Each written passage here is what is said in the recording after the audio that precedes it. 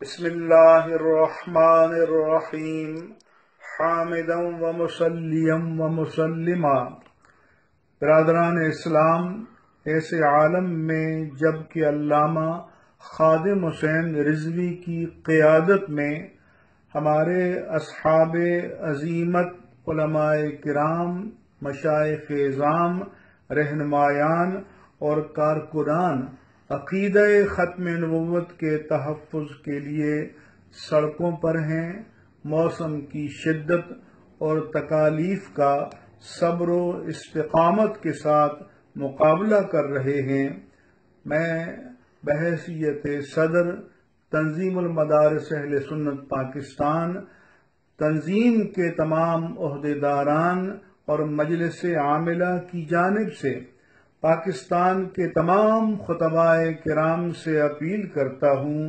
کہ کل جمعۃ المبارک کے خطابات میں عقیدہ ختم نبوت کی اہمیت پر روشنی ڈالیں۔ آج معلوم ہوا ہے کہ قومی اسمبلی نے الیکشن ایکٹ 2017 میں عقیدہ ختم نبوت سے متعلق تمام حلف ناموں کو من و عن بحال کر دیا ہے۔